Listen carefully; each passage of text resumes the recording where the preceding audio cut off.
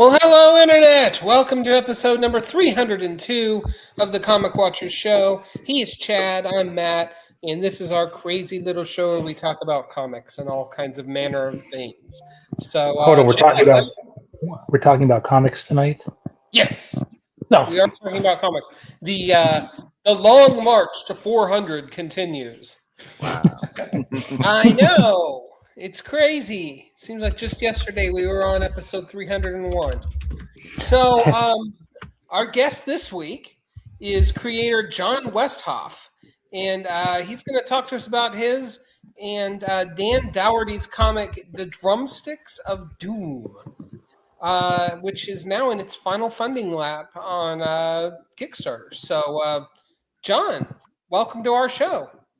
Thanks for having me, guys. Yeah, I'm always happy to talk comics, whether they're my own or other people's that they've made. I appreciate you having me on. Yeah, the long road to the final arc is finally here for Drumsticks of Doom, and we're bringing the encore to an end. That's amazing. So I myself have only read the first issue. So break it down, just like how much Drumsticks of Doom is there to be ingested? Currently, there are 7 issues and a mini comic spinoff from one of our characters in it. And there will be 10 issues total. So the final 3-issue arc, we're actually launching it all together. Since we have an awesome partnership with massive indies to publish through comic shops, we have a little bit less stress to get every book on Kickstarter. So we're going to try to launch the whole arc at once. Everybody can get all the issues that they want, all the variants they want. And then we can move on to getting it into retailers' hands later this year. I love that. Chad, don't you love that? oh, I love that. And I was just, I was trying to think. It was recently that John and I talked when he was doing another project. Was it something to do with this one? I can't remember. I see a lot of crowdfunders. Yeah, it's all right. There's a ton of us out there, but yeah, we just wrapped the mini comic for our sidekick character in the book is Argyle the Arachnigator. He's a spider alligator hybrid, so we gave him his own little book. He's been one of the characters that's really taken off from the book. Everybody loves Argyle, so we gave him his own little mini story while we were getting the final arc ready. We just wrapped that up on Kickstarter just this last week. So kind of, I know we've talked about this before, but what is the premise of the story and where are the influences that made you come up with the story? Well, Drumsticks of Doom, the short pitch is, in a world where Black Sabbath became the most popular band instead of the Beatles, the universe has changed forever. Heavy metal rules the earth like it should be. But in our universe, our main character, Lana, she just wants to make her independent music in a heavy metal world when she's thrust into a war to keep heavy metal on the top of the charts. So that's kind of where the book starts. And you guys, we sent over issue 1. That's kind of where it starts, where she finds a magical pair of drumsticks. And again, she's thrust into this war with the powers of heavy metal. Because even though I am a huge heavy metal fan, that's the big inspiration really was, I love things like Magic the Gathering and other things that pull from like Tolkien and all, tons of heavy metal songs do that too. It's like, we love elves and dragons and stuff.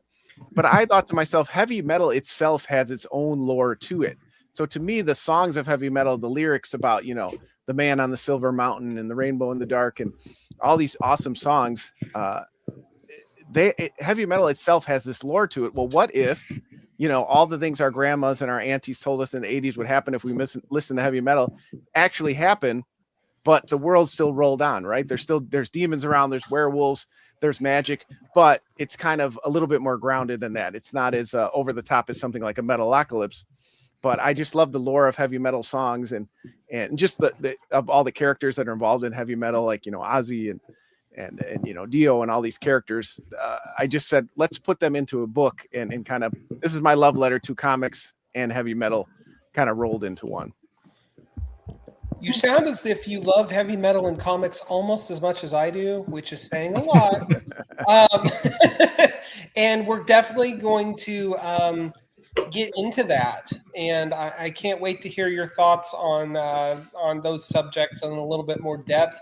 But tell us, if you would, about your own background with comics. Like, how did you get into them and discover them as a young lad? And what are some of your touchstones as a reader? Well, I was very fortunate to have a grandparent who read comics, Richie Rich and Betty Boop and stuff like that when she was young. So we were with her one day, and there just happened to be a comic shop close to her work. She said, "Oh, let's bring the boys in." We were 10 or 11 years old. I believe the first comic I'm pretty sure I picked up off the shelf was Amazing Spider-Man 332, where Venom's kind of jumping at the cover, and I was hooked ever since. That was just like that. Thankfully, Grandma and my mom took me back every couple of weeks, from then until I was, got a driver's license and found cars and kind of dipped in and out. But I've pretty much been a lifelong reader with some lapses since then. So thanks, Grandma, for that. Because, a lot of people snub their nose at comics. She did not. She said, "Hey, if you guys want to read it, you can do some chores. We can help you get some comic books." So that was my start in comics. But I never really wanted to create comics. It was actually my older brother, whose steps I followed in as a drummer. We were close growing up, and he was always the one. He had the all white, books you can buy at like Michael's or whatever, where you can make your own story. He was the one drawing characters, and he did his Youngblood knockoffs and all these stories. I was just happy to like read them and say, "Oh, that's cool." I never really thought about it until, I've been in a band since I was 14 or 15 years old. Started to get older, getting ready to have a family. That part of your life, that creative part of your life, is winding down a little bit. And I said, I met some of these awesome people online, and they're all making comic books, and it seems like, it might be something cool to do. So I just kind of threw it up on this thing called a message board. If you young kids don't know what that was back in the day. No, they don't know about the chatty rooms either. The internet was it CompuServe? I don't actually know where it was hosted, but it was the wonderful 11 o'clock comics podcast. I met a bunch of friends there, put a post up and said, "Hey, I want to try to write my own comic. Will anybody draw it?" A poor soul named Bob Goronellis, he answered the call, and we started working together, and we've worked together ever since, 15 or 16 years now. So I was very fortunate to find great people to collaborate with early on, and that's kind of what I just kept doing it. Again, I kind of lost that creative outlet in music, and ironically, I was getting out of music, got into comics, and now, as some of my comic runs are kind of winding down, I actually just started a band a couple weeks ago. So awesome. It's come back full circle. So you've talked about the inspirations, but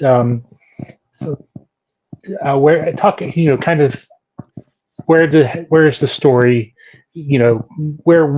Does this campaign pick up the story? I know you said it's getting ready to wrap up. Yeah, it was distinctly, we kind of had a bigger idea in mind. You never know how much support you're going to get, how long a series is going to go. But I had an idea of this 3 arcs. You get the band together, first arc, second arc, you record an album, third arc, you go on tour. And that's where we're at now. Not too many spoilers for those who've been following the series. Some huge events have happened to get us to this point. So of course we want you to still read and enjoy those character moments, but we're about to head out on the world tour. And it's at this point, we see who's going to make it through to the encore, right? Who's going to make it through. And again, I was never in like a huge band. I never toured or anything like that. But again, just kind of having a fascination with bands and all that. As a lover of heavy metal, you also know some of the warts that come with it, right? So a lot of that's in the book too. As much as it's a love letter, we're also talking about, people gatekeeping communities and people who negatively live in that world of heavy metal. And again, in this kind of over-the-top farcical world, it's even worse, where they're literally trying to control, what music is played and things like that. Because even a great thing like heavy metal can get out of control in the wrong hands. Sure. Look at what happened in Norway in the early 90s with the black metal scene. There you go. So, we don't want any murder to happen in our world. So when you think of heavy metal, you think more guitars. What was there a reason why you picked, the drumsticks being the magical item and driving the story? So the actual title for the book is a riff on a Manowar song, because it originally started as what if Manowar lyrics were real? And if anybody's listened to Manowar, you know they're very, you know, medieval, over the top, sword and sorcery. You know, my broadsword fighting. Men in loincloths. Men in loincloths. So the first thing was like kind of a funny pitch, right? Like, oh, we're just going to make it like over the top. And they have a song called Drums of Doom. And it's one day I just said to myself, oh, Drumsticks of Doom. And then I kind of thinking about, well, a drumstick is kind of like a wand, right? Well, what would that look like? And then the story just kind of took off from there. And once, shortly thereafter, I got the idea of, oh, that all happened because Black Sabbath opened the gateway to hell and they became the biggest band. So once I kind of had that hook, I was like, okay, now we have a bigger story that's not just, haha, you know, these are Manowar lyrics and everybody on motorcycles and loincloths. Oh, we actually can have a story here. And then I thought to myself, what is it about music that I love? And that is being in bands, writing music, recording music. So I said, where is our character at in this story? And that's where kind of Lana came in as somebody who doesn't really fit in that world. Mm-hmm. And sometimes I feel like I don't either. I feel like I have amazing friends. I've grown up. They've never judged us on music, but I think all of us have kind of had eclectic tastes. So you kind of say to yourself, you know, am I a metalhead? If I'm listening to, you know, pop songs, am I truly a metalhead? And again, I never got judged for that, but I know other people have, right? You have to be, it's metal all the time. It has to sound like crap and sound like it was recorded on, you know, on a tin can inside of a, you know, a garbage can or something like that. You get people who are very elitist about it. And so I kind of took that idea and created the character of Lana of, she plays heavy metal. She likes heavy metal, but what she really wants to do is make what we would call pop music, but in this world, you know, is independent music. There's an interesting thread there, I think, in that, you know, heavy metal in and of itself started off on the fringe. And, you know, by the time the 80s came along, it became its own scene, its own thing, and started having all of its own little spin-offs, you know, the doom, death metal, black metal, et cetera, et cetera. And but at the beginning, in the 70s, it was definitely like this weird new niche thing. Mm-hmm. And I like this idea that pop in this world is the weird niche thing. Like, you don't tend to think of that, and because pop is so ubiquitous everywhere. But I think that's a pretty clever spin on musical gatekeeping, as it were, and who gets to say what's popular and what's not. And we definitely have characters and references in the book, like, you know, bands like Rush never took off because they were a little bit more, you know, prog rock, and you know, people like Prince never really got their shot because, again, that's not really what was topping the charts. And there's a lot. I wish we could have done more, to be honest with you, but I did at some point have to say, okay, we don't have 100 issues to tell this story. We can't go off on too many tangents. We got to stay to the focus. And then if the readership is there, there's all kinds of things we could do in this universe and kind of get around to it, you know? Speaking, so who are some of the other characters, you know, that are in the universe? I know you mentioned that you just finished crowdfunding the alligator, the Argyle, or that's him. Argyle is our hybrid. Again, in this kind of world, there's a lot of experimentation and you know, magic and other things like that. So these hybrid creatures are running around. There's Jerry, our werewolf bass player. They call him a day wolf because he doesn't require the moon to change. There's Jimmy. He's just the drummer. A lot of me is in Jimmy. You know, he's just the guy who wants to show up and be helpful. He's kind of a little bit up there in age, so he's kind of getting. He's only in Lana's band because, you know, that's kind of just always what he's done for, you know, the last 30 years of his life. Again, a little bit of myself in there. So that's kind of the main band. You know, a three-piece. I'm a huge fan of three pieces, power trios, that kind of stuff. So the main band is just the three characters, and then of course Argyle the Arachnigator, their sidekick for protection. But then we have ex-band members that come back into the fold. Lana's ex-boyfriend, who she was in a band with to start the book, breaks off from the band, but then he comes back as he's kind of siding with these supernatural powers in heavy metal. So you have to read to see how he kind of plays into it. And he kind of represents that more stricter side of metal, that, you know, long hair in their face, and yes, it's got to be, you know, played to 11 and nothing else. So tell us a little bit more about the rest of the creative team. Who are you working with, and how did you get connected with them? Well, even though I love the power trio as I mentioned, this is a duo. This is just two of us. Dan Doherty is my co-creator on the book. He was somebody that I met through friends in comics, and we worked on an anthology called Banthology, which we kind of noticed that we had so many creators that were also in bands or used to be in bands, and Dan is a working musician to this day. He did an amazing story called The Beast in Me. It was this beautiful black and white story about the time he played his biggest gig, I believe at the Metro in Chicago. And he kind of always had this beast in his ear, this kind of thing that was saying, that's what you want to do. You want to hear the audience roar and you want to play these bigger shows, and how you can never really shake that as a musician once you kind of get a taste of it. And I just thought it was such a great story. It stuck with me so much. And then I became friends with Dan after that. For years, we talked and met at conventions and all kinds of stuff. And I had this idea, this music comic. And I came in and out of comics writing and got frustrated with a lot of things. And finally I said, I'm going to give it one last go. I'm going to approach Dan. And Dan's like, of course, John, we've been friends now for like a decade. Of course I want to work on this comic with you. Like, why did you wait to tell me? I'm like, I don't know, because we're weird. So Dan Doherty was brought in from the beginning, and he's been my co-creator ever since. We split everything down the middle as far as the book. We bring in other friends that are also, a lot of them also musicians to do covers and pinups, but really it's Dan and I, and artist Ryan Vella out of Australia, who's also a musician. Check out his band Viper Syndicate. He's done some additional pages when Dan, we needed some kind of different artistic perspective in the book, but really it's just been Dan and I for all 7 issues so far. So how has do you feel that you've, progressed from issue 1 to now? Boy, it's changed so much. It started, I had the idea of a story, but time and, full-time jobs and stuff like that. I never really sat down and said, okay, I'm going to write out all 12 scripts, but I had an idea of an arc I wanted. But every time Dan turns in pages, he draws certain characters a certain way. And I'm like, oh, they have to have a bigger part. And oh, this person looks great. And, just the personality he gives to it. It's changed so much from the ideas that I had at issue 1. Again, I think we're kind of still heading towards that ultimate arc that I had in, but there's been so many fun like tangents along the way. And again, characters that the original pitch to Dan was 8 pages, and we were going to pitch it to comic companies and see if people were interested. And just characters within those first 8 pages became a huge part of the story again, because Dan is such a great illustrator. I'm so fortunate to have him as a partner in the book, because not only is he a great illustrator, he's also, again, a working musician, singer, songwriter, guitar player.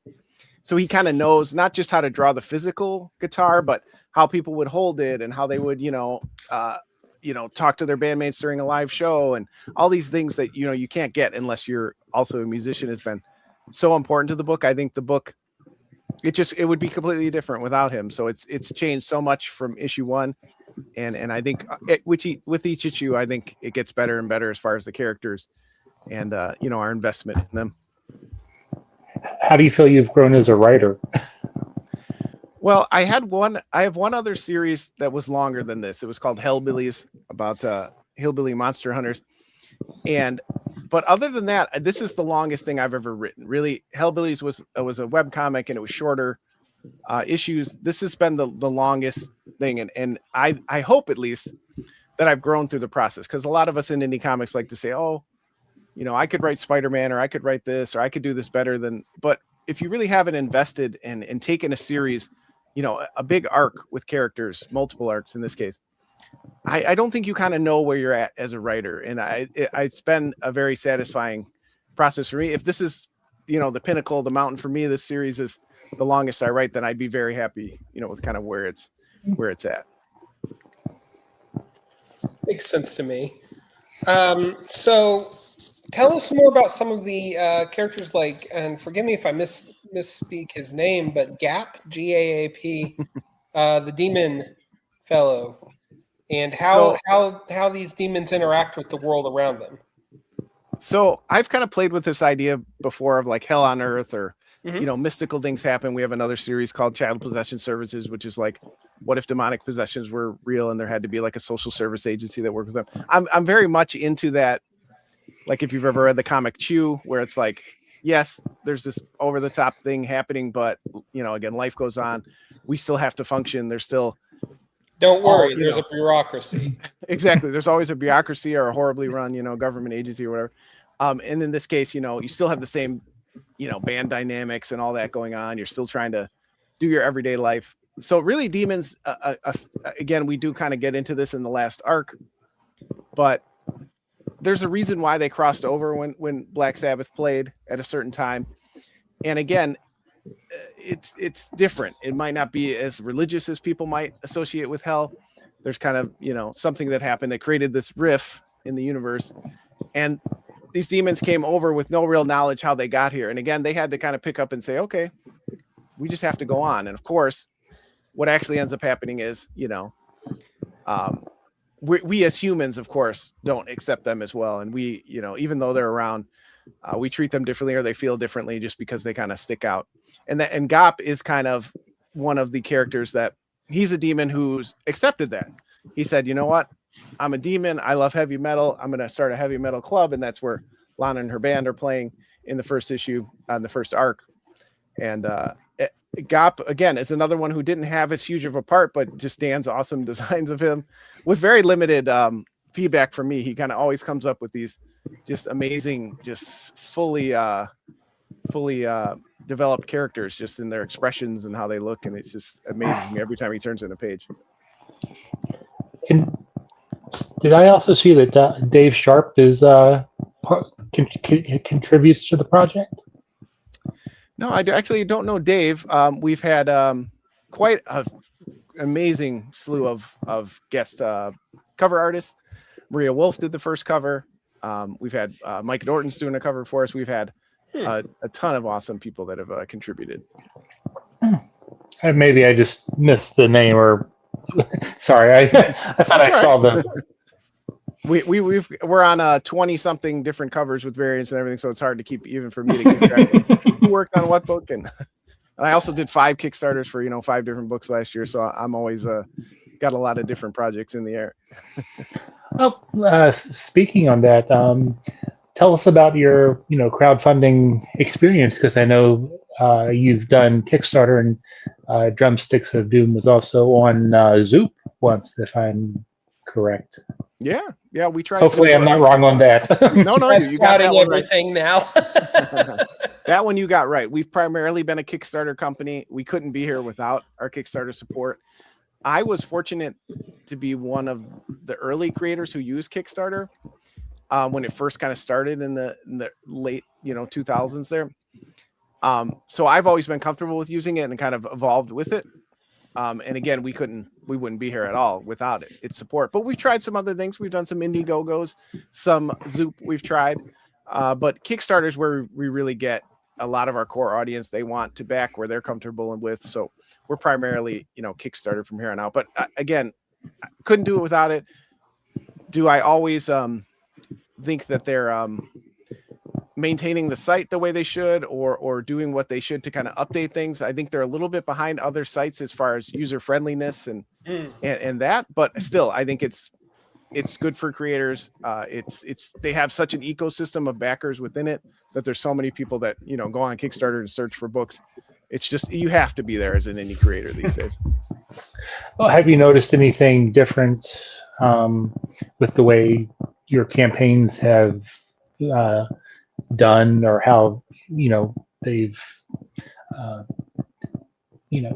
how the funding process has gone? With, I know that most creators who I talk to say there's a big jump at the beginning, it kind of bottoms out, and then there's a big jump at the end, and that in between is having a heart attack.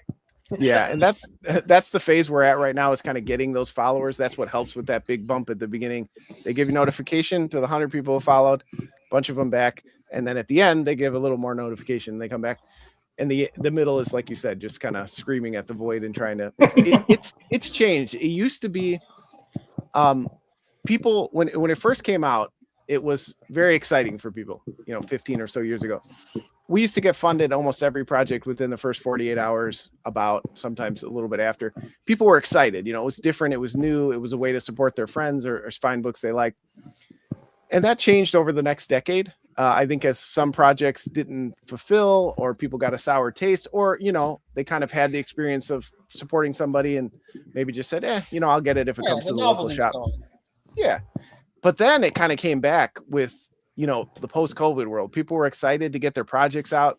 That's kind of, I had actually planned to start the company back in 2019, and then oops, bad time to do that. But still, those first couple of years, people were excited to support each other. You know what? We've all just gotten through a really tough time.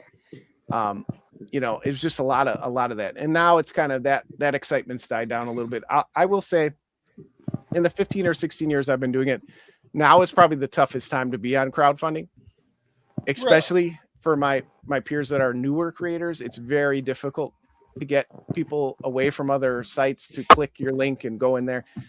It's just been tough. All the social media sites now are just, they used to be great. You could post on Twitter and 10 people would find it there and share it out and go to your thing. Now it's like the algorithm just pushes everything down. All the meta sites, if you post a link, you're shadow banned for, the entirety of your campaign. Only the people that you follow the most will see it. There's a lot of issues right now with getting the word out. Now, that's not to say, we still have had success, but it's been a lot harder. The grind has been a lot more. You have to be very intentional with what you do, like, going on great shows like yours, sending out your message lists, doing all kinds of things rather than just, I launched my Kickstarter and it'll kind of roll through its evolution with a couple, social media posts. For me, you really got to just be on it all the time.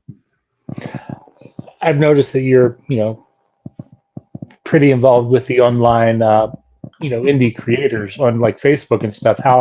What are your feelings of, being a part of that crowd? I mean, that's really the reason I do it, is to make friends and meet people like you guys. And I'm not trying to be facetious when I say that. If this is the best it is for me, then I'm fine with that.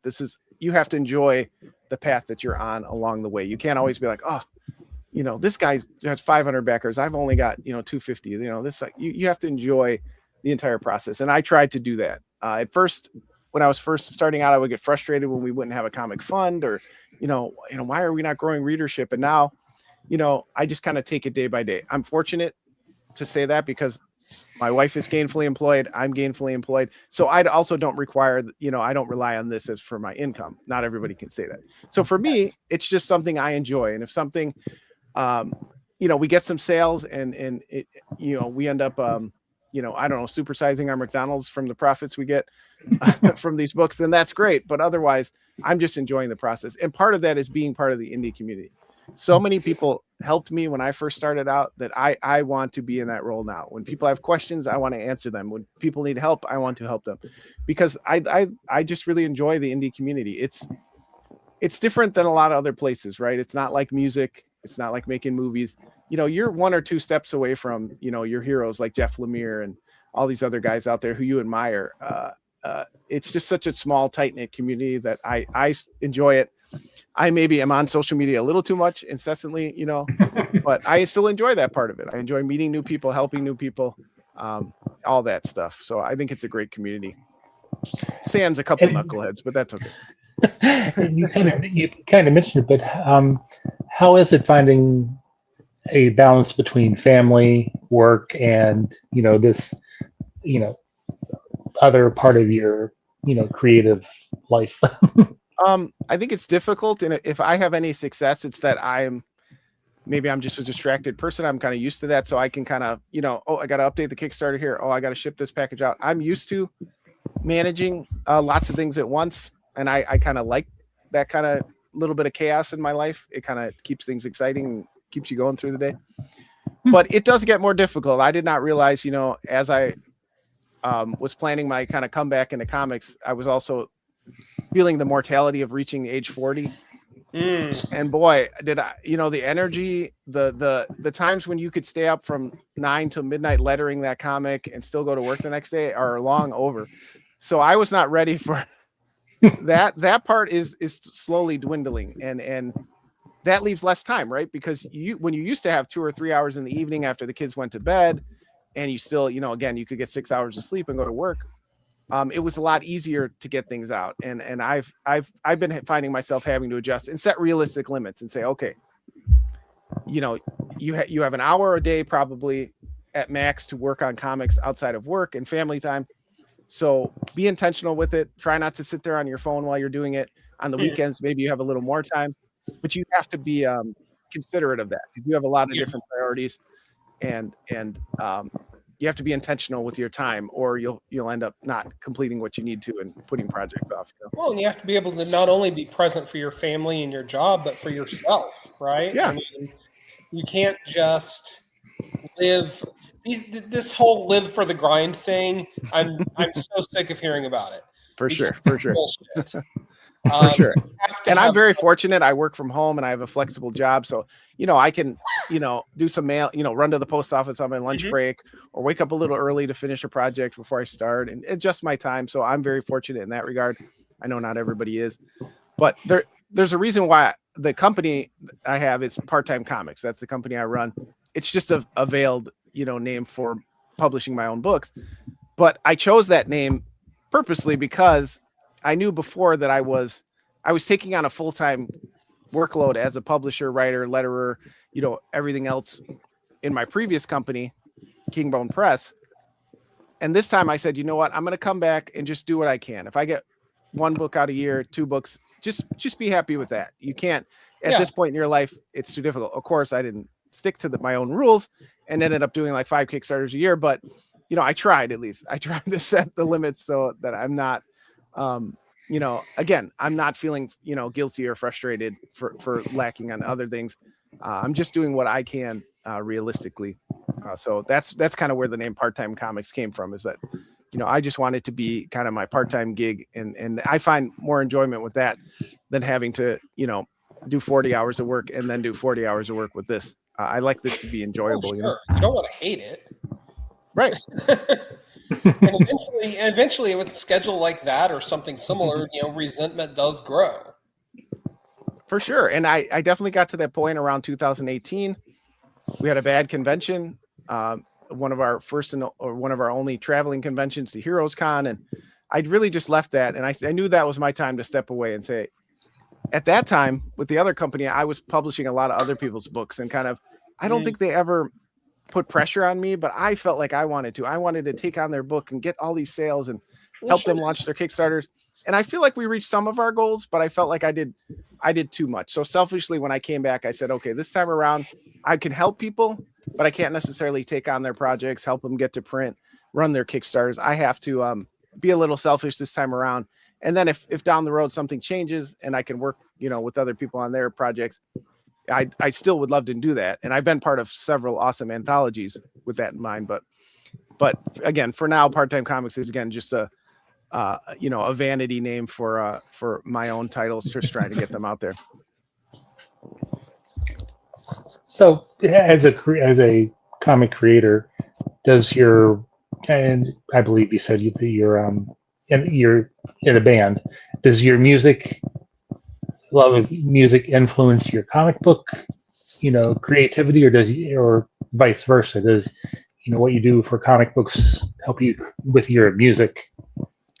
The more I've been asked this question a few times, and I feel like the more I reflect on it, the more I think part of what being in a band sets you up to is to collaborate on a creative project and understand that we all have strengths in that project, and you have to let other people their strengths sing, whether that's writing less in your script so that your artists have room, or telling your artist, if you need an extra page because you want to extend this fight scene, you do that.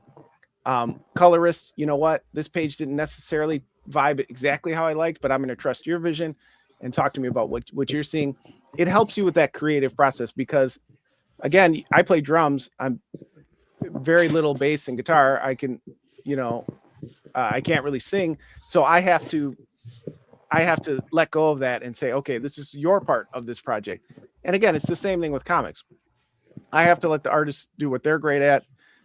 Colorists we've worked with. I do letter my own book, so I get to do that as well. But we all have to, we work together, and we should be able to give each other influence to come up with a better whole. But you also have to understand when you're not the one in the driver's seat of that part of the project. If you want someone invested in it, then you got to let them, spread their wings and do what they can bring to the table. Yeah. Everybody brings something to the table, even the drummer.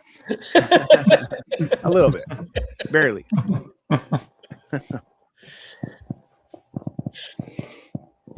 So let's talk about heavy metal now, because Okay. I just adore talking about heavy metal. And Chad, I'm sorry, but I'm gonna bring you along for the ride. How did you get into heavy music? And what were some of your early bands that influenced your tastes? I mentioned it earlier, but a huge influence on me growing up. I have a brother who's about 13 months older than me. He was a huge influence. He would always bring home the newest, the coolest bands. He started going to shows and gigs before I did, so that was a huge part of it. I also just happened to have friends. You know what? I had friends who had older brothers and siblings as well, so they were like, "Oh, Ozzy Osbourne," and "Oh, have you heard White Zombie?" And that was kind of my gateway into it. My first favorite band was Tool.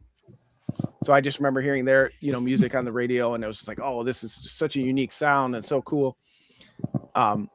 And so that was bands like that. And then my favorite band actually is Primus. So maybe not heavy metal, but definitely got to a point where, okay, I've listened to Soundgarden and I love Nirvana and I love Tool. But then when you're around friends and a sibling that's just so into music and just listening to so much, you eventually are like, what's the weirdest crap there is out there? So bands like War and Primus and System of a Down and all those bands that were very left of center, I just really came to enjoy those. And those became a big influence on me. I like the music that really stands out, where it's like, okay, these guys and gals got together and they made something only they can make. If you put 100 other musicians in a room, they could never come up with a sound like Primus, right? They're just so unique. Right. That's really, but even before that, my dad and my mom listen to music all the time. They love, CCR and Black Sabbath and rock music and stuff like that too. So, I have to feel like they were a big influence, but really it was my older brother, my friends, and just in 6th and 7th grade, we all found, alternative radio and heavy metal at the same time, and started picking up Megadeth and Metallica and all those albums from when I was 14 on,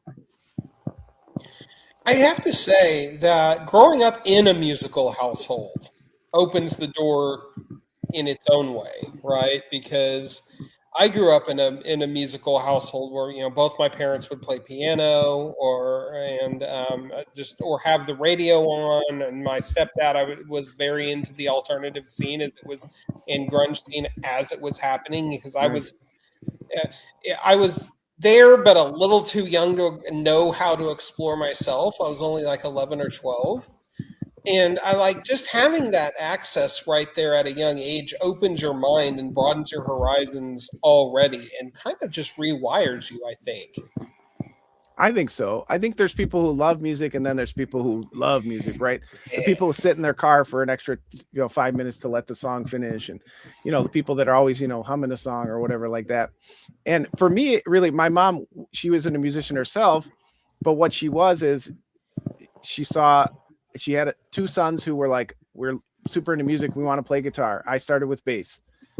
She said, okay, I'm going to get you some gigs, mowing lawns for my friends. You can make some money. You can go get yourself a bass. Mm-hmm. And then she let all of our crappy ass bands play in her basement while she was probably upstairs plugging her ears. That's what she did. Maybe she didn't play herself, but she said, if you guys want to be in a band, I support it. I'll let you, hurt my ears for, an hour a week, whatever. Even now, she actually moved in with me as an elderly person. And now she said it was funny that, she's like, I got you out of my house so I didn't have to listen to your band. And now you started a band again. I'm like, it never ends. It's your fault. You were the one who did it. You opened that door. Yeah. So that was really how I was, I had a stepfather around. He was very into music too. So he always had good music on, but it was really my mom. She was really a single mom for most of my time as a youth. My dad wasn't around. So she was the one who encouraged us in that way. And if she hadn't done that, again, I'd be a completely different person. I made so many connections, and we were the kind of kids in high school. As soon as we had a job, it was at least a concert a week, sometimes 2, sometimes more than that, going to the VFW, seeing this local band. We were just constantly at shows. That's just the kind of friend group that I had. And again, that started because, my mother, promoted our love of music. That is awesome. And it's so great that you had a parent, or parents really, that were so supportive and like-minded and understood the value of it. My parents wouldn't let me listen to pop radio. Wow. Oh no. What my best friend growing up, like his parents saw Satan everywhere, and Oh yeah. so that was like because we were kids in the '80s during the Satanic Panic. Yeah. And it's so funny to hear about it because I wasn't aware of it. Like I didn't my aunts and uncles and my grandparents were, I would consider religious people, but they just didn't project that vibe. So when I heard about it, like later, seeing things on MTV, like about the Satanic Panic, and I was like, well, I was alive then, but I don't remember. But I just had a nurturing group instead of the opposite, Yeah. Like I would hang out with him, and his parents would be all like, "You can't read those Ghost Rider comics; they're satanic. Lord. You can't listen to these bands; they're satanic. Blah blah blah, satanic." And You can't play Dungeons and Dragons. Right, Magic the Gathering. Totally verboten. And so, of course, that pushed us towards that stuff. Right. Because that's just human nature, especially if you're a rebellious kid. And I don't know. It's just funny how things like that work out. Yeah, we lived through very interesting times there in the 80s and early 90s. Absolutely. And now, like you said, it's so weird to see it, just so popular, and it's accepting now. So Back in the days when MTV when MTV existed and played music videos. huge part of my childhood. So I don't know where Matt dropped off to, but oh, there he is. Do we want to kind of get into the other part of the show that we kind of talked about? Yes, I think we should. All right. So Matt's topic was top 5 comic book runs. So who wants to go first with number 5? Well, I'm glad you guys brought up this subject. Again, the commonality between us all is comics, right? That's the reason we're here. And you guys have a show and everything. And again, you talk about heavy metal and that being part of your life. Again, I just think if you're a comic lover, we're just a different breed, right? We just have this. Absolutely. We don't just read, a comic every, once a month we find at 7-Eleven. We were the collectors, and you see, I got shelves and shelves behind me. I tried not to look through the shelves after you posed this question. I said, go with what pops in your head. Yeah. And I am not a rereader. I will tell you that. There's so many comics to read that I very often go back to a run. But the one that came to mind right away that I've read at least 3 times is Alan Moore, Stephen Bissett's Swamp Thing. And John Totalbaum, I should not say John Totalbaum, huge part of it. Those men together, I don't know. I was always a Marvel guy growing up. That just what I could afford on my budget was Spider-Man, and I kind of stayed in that universe mostly. Just never really branched into DC. But I had some great friends, growing up in my mid-20s, and as I started to branch out, and they said, "Hey, read this." And Swamp Thing is one of the ones that I go back to. I was like, I don't know. This is probably overhyped. That movie I saw in the 80s was terrible. And that's one of the ones. There's something about that book. It's just, how did it even get made? It's just a very, quirky, bizarre character. And Moore just writes a great story with, and it's just this love story, really. And that's one of the few ones. I have the absolute editions. I love to go back to it every couple of years. That was the first one that popped to mind when you guys posed the question. Cannot go wrong with that. The Moore Swamp Thing, it's number 6 in my top 10, and the only reason that it's not in the top 5 is I don't feel the affinity personally for the main character that I do. The main characters in my top 5, so it's just like in terms of a work itself. And a work of quality and his historical significance, of course, I love it. I mean, I feel like I can identify to a giant swamp monster. I just feel like he's as close to me in character as I can get. So it goes. Well, for me, it was kind of it's kind of how I always grew up with comics, but it wasn't until the Nightfall storyline that I really I was looking through the paper one day, and one of the articles like, "Oh, Batman! There's going to be a new Batman." And I remember driving or riding my bike down to the grocery store, that very day, and picking up the first issue of Nightfall, and from then it was, game on. Wow. Absolutely. Okay, so my number 5 would actually be Doom Patrol by Grant Morrison and Richard Case. Just a beautiful work. It's really about people that are damaged in some way, shape, or form, but they still have good hearts and they still do good things. And man, it's just beautifully weird. Like I think it's the Ne Plus Ultra of Grant Morrison comics, if you had to put me to it. And I just love that run just about more than anything, which is why it's at number 5 in my top 5. Nice. I've heard great things. I've only read Lemire's Animal Man run. I gotta get to the Morrison one of these days. Yes, you do. You owe it to yourself as a lover of comics. And I didn't put these in any particular order, just kind of how they popped into my head. I tried to go with comic runs, not graphic novels or stuff like that. But the next one that came to mind is Fear Agent from Rick Remender, Tony Moore, Jerome Pena. That's again another one when I thought to myself, what are the ones you go back to reread? And that's one that always pops out of my mind. Heath Houston himself is just that anti-hero, reluctant hero, whatever you want to call him, character, and it's just and Moore and Opena's art throughout is just insane.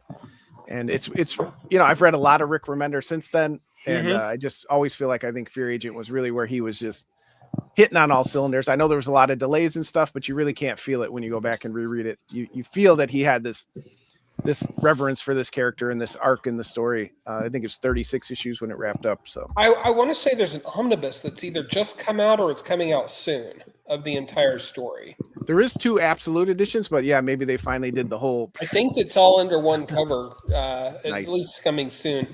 But I love Rick Remender. He is absolutely not only a fantastic writer, but he seems to capture the voice of Generation X in a way that for sure that I just hits me perfectly. Yeah.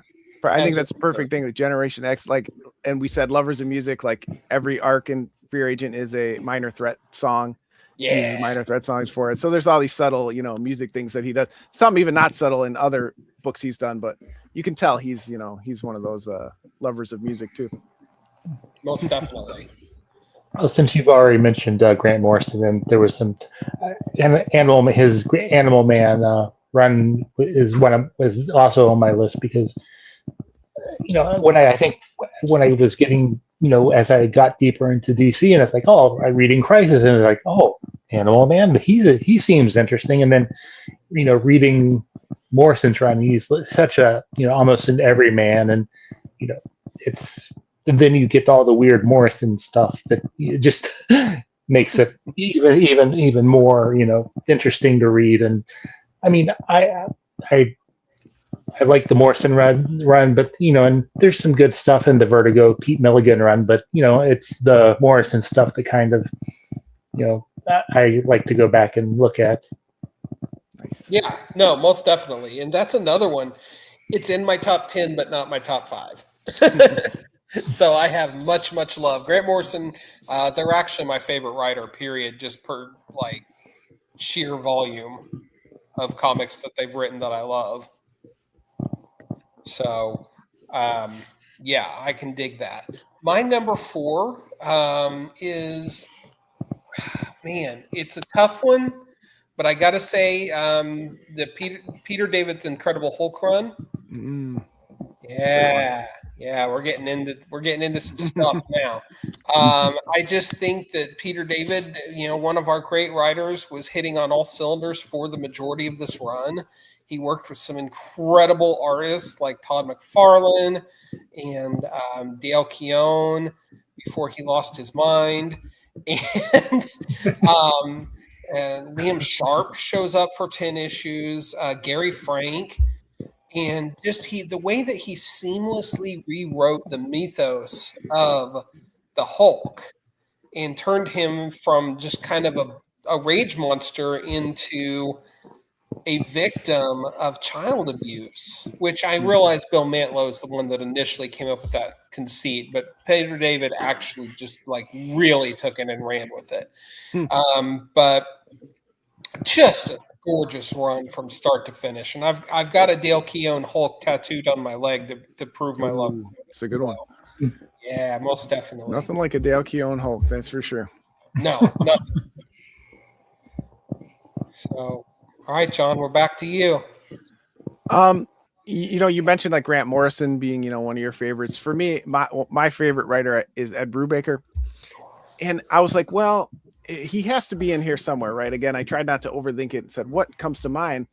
But he's got a lot of like, I guess you could say Criminals a run, but it's more, graphic novels. But what I always go back to in one of my favorite books that I don't think people talk about enough from him, which was a run, it was at Wildstorm, was Sleeper. Yes. I feel like that's one of the few early on, and when I was intentionally talking to friends and being like, I need to read, stuff outside of the big two, and people are like, suggesting stuff. That was one where I was like, holy crap, this is what comics can be. Like, you can take the superhero universe, like, other people have done in amazing ways, but Brubaker just did something with those characters that I don't know if anybody's touched those characters since. I'm sure they have, but I couldn't see it because I felt like he did such a good run. It really, Sleeper is, my favorite comics run when I think about runs in general. But I can dig that's for me. Yeah, I mean, his Captain America run also came to mind because that was just sensational. But I went with Catwoman Sleeper. run. Did you read that? I did not read Catwoman, but Gotham Central.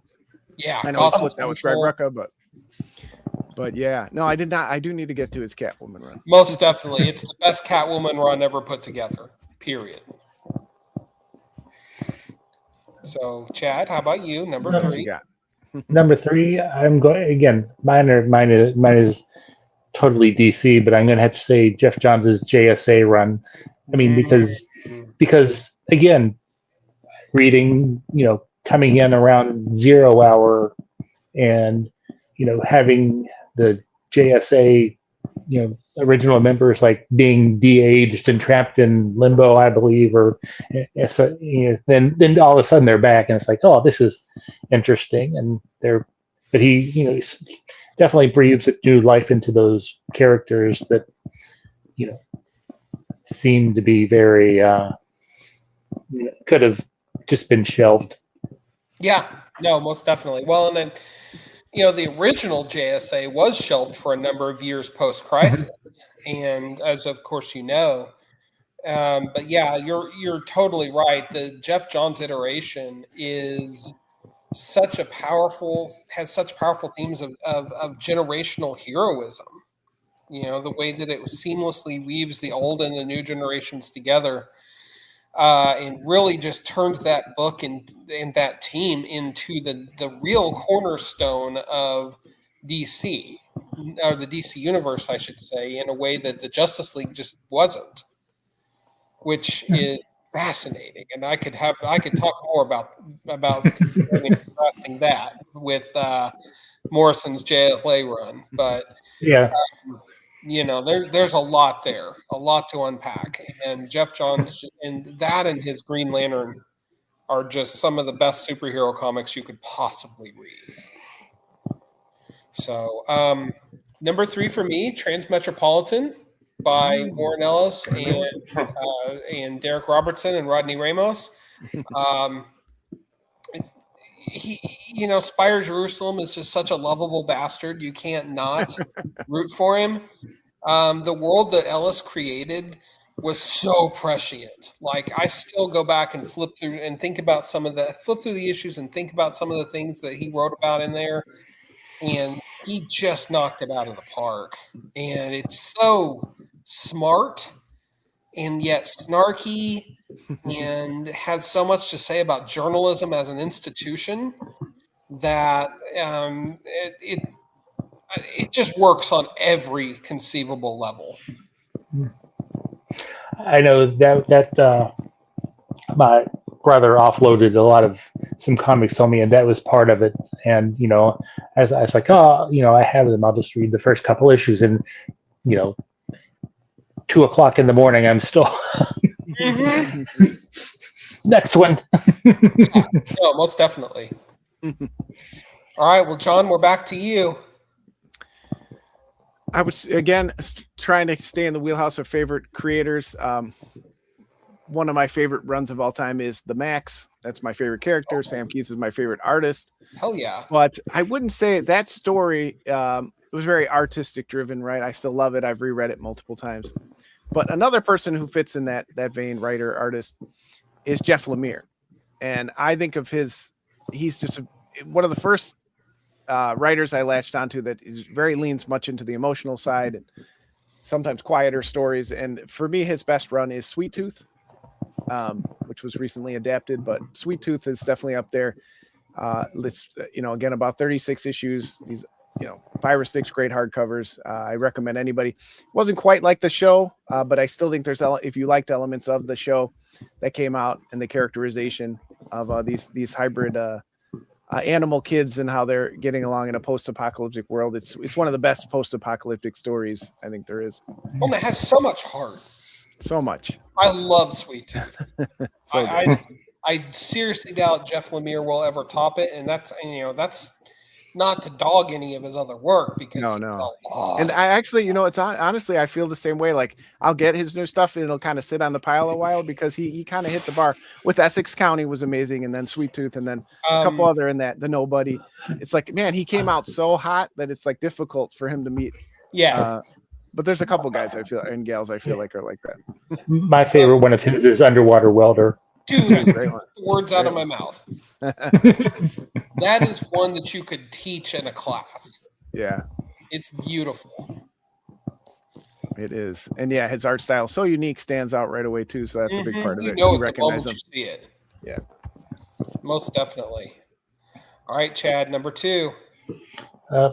I'm going to say the entire Commandy series. I mean, again, I was very late to the story on it, but because it's like, oh, it's very it took a while for Kirby's art style to grow on me. But once it did, it's like it's an interesting story. It's there's a lot to look at, and it's just a fun read. And I feel that maybe that's why, again, this is another list, but Commandy's another character that a lot of people aren't, doesn't get used very much. And when they do use him, it feels off because it's, not the original stuff. You talk about that. Some characters, the run is just so good. They feel untouchable.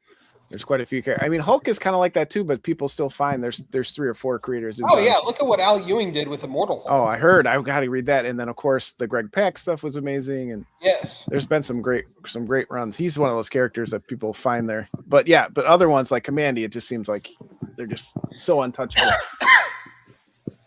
Okay, so my number 2 is Hitman by Garth Ennis and not Steve Dillon.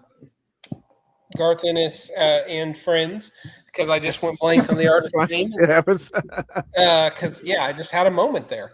But yeah, Hitman is brilliant from start to finish. The action is top notch. The humor is top notch. My goodness, it's got a story called Zombie Night at the Gotham Aquarium that shall never be topped. It got an angry letter from PETA sent to DC over it. Really? So you must be doing something right if you've enraged PETA. The character work is nonstop. The nods to people like John Woo or Sergio Leone are just perfect and don't feel forced. It's just hit. And at the end of the day, considering it's a comic that starts out with Tommy Monaghan, the lead character, vomiting on Batman's feet after getting hit in the stomach. It has a lot to say. I actually didn't even know the comic was in the DC universe. I didn't know that. Sure as hell was. The only thing that survived out of Bloodlines. Yes. It's got an awful lot to say about the power and ease of violence that gunplay brings. And you might not expect that from a writer that sometimes lacks subtlety like Garth Ennis, but Sure. man, he just hits the nail on the head, and I revisit Hitman with regularity. I'm gonna check that one out. Yes, you do. All right, John, this is it, the gold medal time. What's your number one favorite run of all time? Well, and again, and just kind of thinking of the subject, again, tried to think outside of, graphic novels that have been great. What's the run that I always think about, or when people tell me, what should a new reader read? And for me, it's Hellboy. I'm going to cheat and say just Hellboy. Mignola's universe that he created with so many amazing creators, Guy Davis and Dave Stewart and all them. Oh, I just cracked that. Is that the monster size? It damn well is. I just cracked mine today, and I seriously hurt my hand picking it Yeah. up. That's a two-hander if ever there was one. Even though you might be able to peek, I have the whole Mignola shelf here. Again, the BPRD, the Abe Sapien, Johann Kraus, my favorite character. There's so many great characters, so many moments. Just awesome, bizarre, supernatural, quirky. Again, I love the idea of playing with a government agency, kind of functioning in this world with supernatural stuff. And man, it's just such a great book. It ended kind of, but there's still great stories to be told in the universe. Yeah. So there's again, one going on right now called The Crown. Yeah. And the Sword of Hyperborea and Frankenstein New World. There's like tons of stuff they can still do, even though Hellboy's story kind of came to an end, a satisfying end for him. Just that whole run, I just love the Mignola verse in general. I there's very few books I pick up from that and don't leave completely satisfied. So I'll cheat and say the Hellboy universe. Sweet. I love it. All right, Chad, what do you got? Mike Grell's Green Arrow. Oh, didn't see that coming. Because I think I've found it at a time where I was like kind of getting burned out on superheroes, but then it's like, and I like more of the street level, human characters, and that's Mike Grell is about as street level as you can get. Nice. But And no, he's a nice guy. Remember when we interviewed him and he was just like the nicest guy ever? Working on getting him back. Awesome. I love it. I'd love if we got him back and Gabriel Hardman in the same interview. That would be amazing because we could talk like fully about Green Arrow stuff, past and present. My number one run of all time is Preacher by Garth Ennis and Steve Dillon, the late great Steve Dillon. It literally changed who I am as a person in terms of how I view religion. And it instilled some beliefs in me that about standing up for your beliefs and your friends and what's right and what's wrong that I still carry with me today. And it's funny. It's subversive and over the top at times. It's got a guy named Jesus de Sade and Hair Star, my favorite villain of all time. And it's got the Saint of Killers and a reckoning with God that has to be one of the most satisfying endings in the history of comics, in my opinion. And it's 66 issues of just pure joy. Once you start reading Preacher, you will not want to put it down until you get to the end. Yeah, back on those off-kilter, I guess we call them indie, even though that was with Vertigo, books got a real healthy long runs. Oh, yeah. We may not see that ever again in the future, so you got to enjoy those. May not. So we are a little over our time, but that's okay because we had a great show. Jon Westoff, what is your final word on Drumsticks of Doom for folks? An elevator pitch, get people hyped up for this thing. Well, like I said, if anything that we said interested you in a world where Black Sabbath was the most popular band on earth and thus, heavy metal rules the earth, jump into Drumsticks of Doom. You can jump in. This is the final arc. You can follow this link tree will lead you to all the links. We're launching the third arc. You can catch up on all issues. There will be 2 trade paperbacks once it's all said and done. And then hopefully in the future, some sort of deluxe oversized hardcover. Cause you have to be a narcissist at some point. Now, all of us want to see a big collection of our books, to go absolutely. with the ones I got behind me here of other people.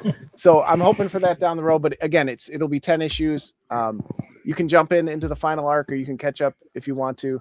But share it out. That helps. Again, I mentioned at the beginning of the show how much algorithms squish everything. So we understand in this difficult time for a lot of people, not everyone can afford to back, but a share really goes a long way for us little guys, us small businesses trying to get the word out. So if you can't back, give it a share. We sure would appreciate it. Awesome. Love to hear it. Jon Westoff, thank you so much for hanging out with us tonight and talking shop, talking comics, talking heavy metal. Chad, who do we have next week? We have two guests on 2 nights. Oh. Yes. Wednesday evening, we're going to be talking with Klaus Janson. Awesome. Wow. Legend. Wow. And then Thursday we are going to be talking with another Kickstarter creator, Mr. Tony Nacho, who does Super Guy. Cool. Yep. If you saw the our New York Comic Con wrap up, then he was on the show, so he's coming back. We love it. And we love you all for listening and for supporting us. Here are both on the Comic Watchers show and at comic-watch.com. We do appreciate it. We do this for love of the game, not for love of money or love of clicks or anything like that. So until next time, get out there. But we'll take your clicks. We'll take them, but we won't love it. We'll hate ourselves and feel dirty for it. Get out there, support local art, support local music, support your local comic book store. Just get out there and do something good in the world. And until next time, we are the Comic Watchers, and this is our show. Thank you so much for listening.